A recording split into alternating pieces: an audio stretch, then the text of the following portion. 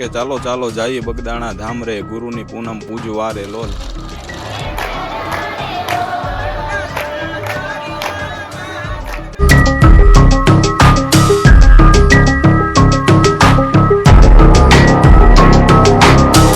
અમે ઘણા બધા સ્વયંસેવકો જોયા, પણ તમે સાફો પહેરીને આવ્યા છો, તો એનું કારણ શું છે?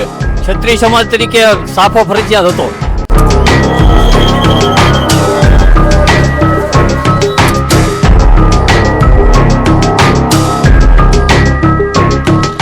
નમસ્કાર, જય હિન્દ, જય ગુરુદેવ. મિત્રો, હું છું સિદ્ધરાજસિંહ સરવૈયા. આજે ધ વાવડમાં અમે લઈને આવી ગયા છીએ ગુરુ પૂર્ણિમાના વિશેષ કાર્યક્રમમાં તમામ દર્શક મિત્રોને બગદાણા ધામમાં. જી આ મિત્રો, બગદાણા ધામ એટલે કે જ્યાં બજરંગદાસ બાપા બિરાજમાન છે. એક પંક્તિ ખૂબ ગવાતી હોય છે કે ચાલો ચાલો જઈએ બગદાણા ધામ રે, ગુરુની પૂનમ પૂજવા રે લોલ. એવા બગદાણા ધામમાં આપ જોઈ શકો છો, પાર્કિંગમાં વિશાળ સંખ્યામાં અત્યારે વાહનો જોવા મળી રહ્યા છે. સરકાર અને પ્રશાસન દ્વારા, એસટી વિભાગ દ્વારા વિશેષ બસોની સેવા પણ આજે ચાલુ કરવામાં આવી છે.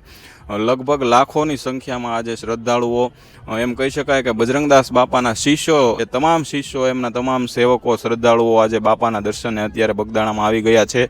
ત્યારે તમામની સાથે આપણે વાતચીત કરશું. ખાસ બજરંગદાસ બાપાના પણ આપણે દર્શન કરાવશું. આ વિડીયોના અંત સુધી અમારી સાથે જોડાયેલા રહેજો. માત્ર ને માત્ર ધ વાવડ.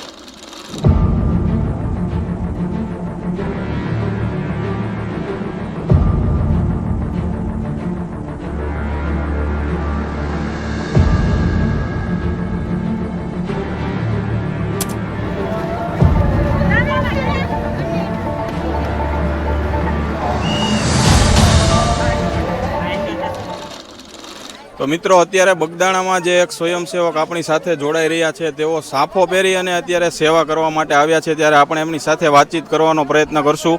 તમારું પૂરું નામ શું છે ને કયા ગામથી તમે આવો છો? ગોહિલ ઓમદેવસિંહ કરણસિંહ, ગામ ભારોલી, તાલુકો તળાજા, જિલ્લો ભાવનગર. તો અત્યારે અમે ઘણા બધા સ્વયંસેવકો જોયા, પણ તમે સાફો પહેરીને આવ્યા છો, તો એનું કારણ શું છે?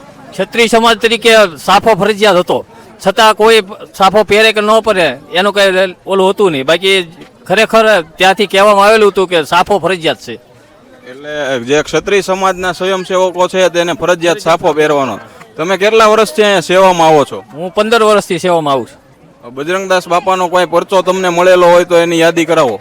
આપણે બાપા સીતારામના પરચામાં એવું છે કે આપણે જ્યારથી આપણે આવી છીએ ત્યારથી દર 20 તારીખે 24 કલાક, 21 તારીખે સાંજે હું છૂટો થાઉં છું અને 20 તારીખે સાંજે 8 વાગે આવું છું. અને આપણે બાપાની દયા ખૂબ જ સારું છે. અને ભારોલીમાંથી કેટલા તમે જણા આવ્યા છો અને ક્યારે આવ્યા હતા? ભારોલીથી અમે 5 વાગે આવેલા છીએ અને આજે 4 વાગે છૂટા થયા. 24 કલાક અમારે આજની ઓલી હતી, બરાબર, ડ્યુટી. કેટલા જણા? અમે 17 જણા છીએ. તો મિત્રો, આ હતા સ્વયંસેવક કે જેઓ સાફો પહેરીને ક્ષત્રિય સમાજના સ્વયંસેવક તરીકે આજે પોતાની સમગ્ર ટીમ સાથે સેવા કરવા માટે આવ્યા છે. હજી પણ આપણે તમામ લોકો સાથે વાતચીત કરવાનો પ્રયત્ન કરશું.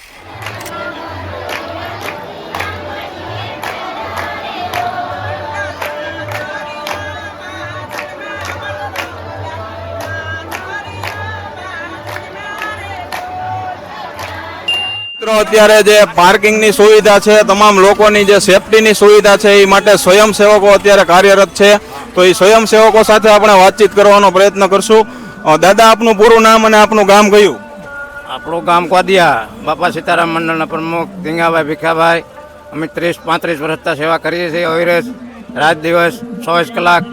અને 27 તારીખે અમારો વારો છે. અમે 40 જણા છીએ બાપાની સેવા કરવાની અવિરત. તો તમે કોદિયાથી આવ્યા છો, કેટલા જણા આવ્યા છો અને કેટલા વર્ષથી તમે સેવા કરો છો? 40 જણા આવ્યા છે અને 35 વર્ષથી સેવા કરીએ છીએ. દાદા, તમારું પૂરું નામ શું ને તમે ક્યાંથી આવ્યા છો? અમે કોદિયાથી આવ્યા છીએ. મારું નામ છે કાનાભાઈ રાજાભાઈ. અમે સેવા કરવા આવી છીએ લગભગ 35 વર્ષ થયા. અમારા બધા સ્વયંસેવકો એક સાથે આવીએ છીએ, મોટરસાઇકલ લઈને આવીએ છીએ, પોતાના વાહન લઈને.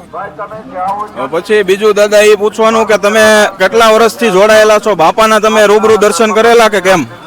હા, બાપાને રૂબરૂ દર્શન કરેલા. બાપાના મંદિરના પાયા ગયા એ અમને ટ્રેક્ટરોમાં કે ઉતરતા પાણી આવી ગયું પાયામાં, ત્યાં સુધી ટ્રેક્ટરો અંદર હાલતા. બાપાનો કઈ પરચો? બાપાને પરસાદ તો તાણે જ ને બાપા પાર નહીં. પૂરું નામ ગીગાભાઈ ખાટાભાઈ ભાદરકા, ગામ કોજિયા. તમે કેટલા વર્ષથી અહીંયા આવો છો અને તમારો પરિવાર આ સ્વયંસેવકો હારે જોડાયેલો છે? કેટલા જણા તમે આવ્યા છો? અમે 40 જણા છીએ. 40 વર્ષ અહીંયા સેવા આપીએ છીએ દર 27 તારીખે. અને આવા દર ગુરુ પૂનમ હોય ત્યારે આવી રીતે અમે ગમે ત્યાં સેવા આપતા રહીએ. વાહન પાર્કિંગમાં કે ભોજનાલયમાં ગમે ત્યાં એમ. બાપાનો તમારા ગામના કોઈ વડીલને પરચો હોય કે રૂબરૂ મળ્યા હોય એવી કઈ યાદી હોય તો જણાવો. આ બા અમારા ગામના ઘણા લોકોને લાઈવ મળેલા છે, ઘણા પરસા આપેલા છે. એના તો અપાર પરસા હોય, એની વાતો થોડી હોય એમ.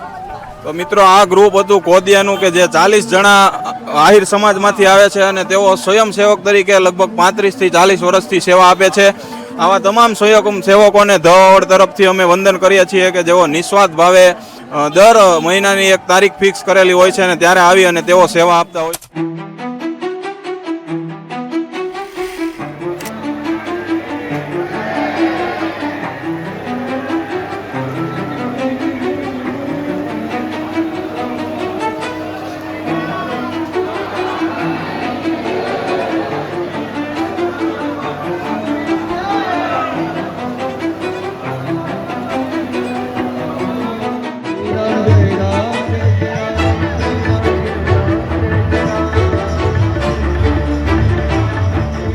મિત્રો અત્યારે વધારે એક વડીલ આપણી સાથે જોડાયા છે, એમની સાથે આપણે વાતચીત કરવાનો પ્રયત્ન કરશું. તમારું પૂરું નામ અને તમારું ગામ જણાવો.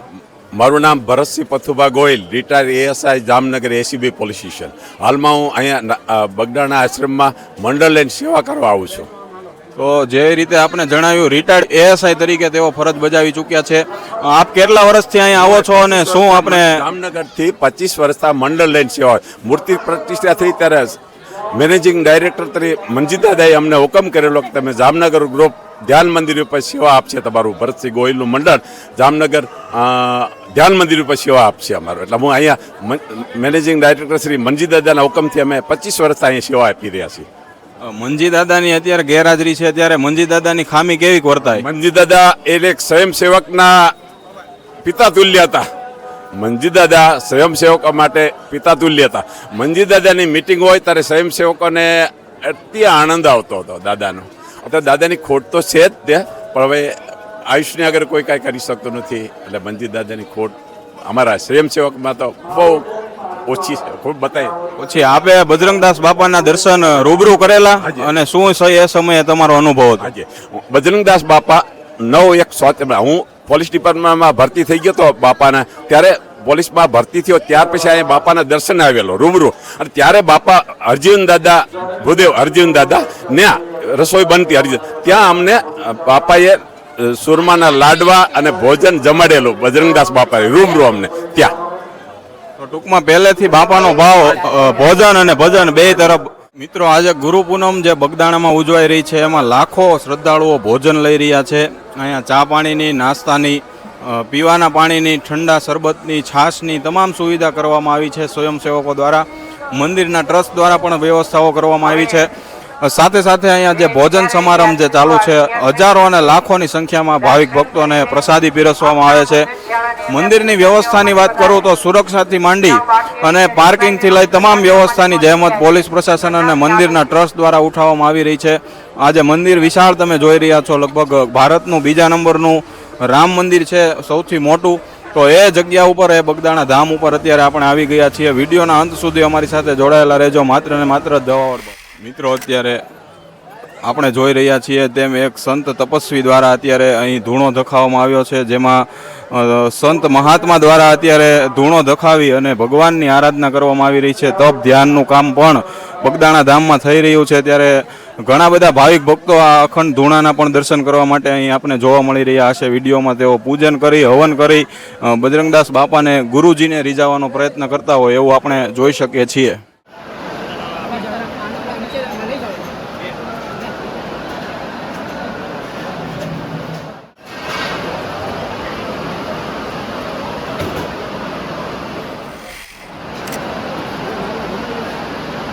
વધારાની છે.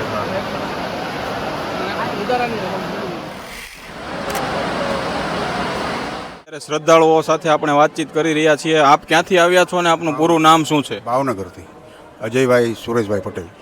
તો તમે કેટલા વર્ષથી અહીંયા દર્શન કરવા માટે આવો છો?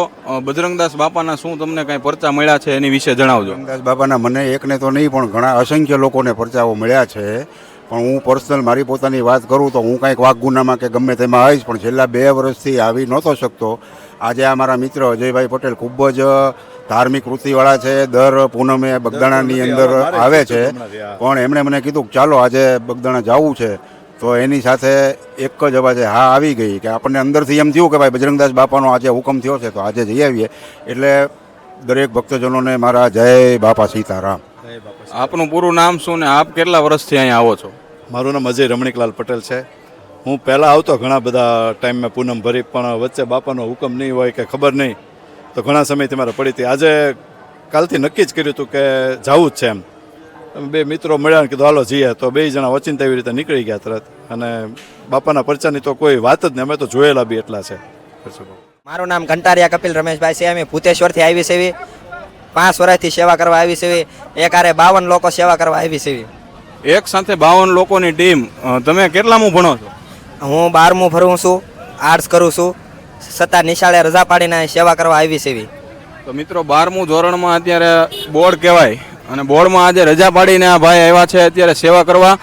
તમારી સાથે 52 જણાની ટીમ આવેલી છે.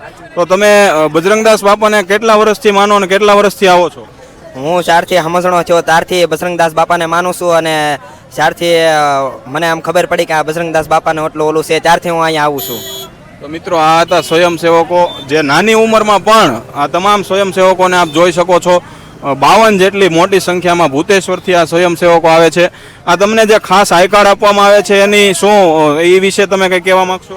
આ કાર્ડ હોય તો તમને અંદર પ્રવેશ કરવા દે, અને કાર્ડ હોય તો તમને અહીંયા સેવામાં લાભ આપે.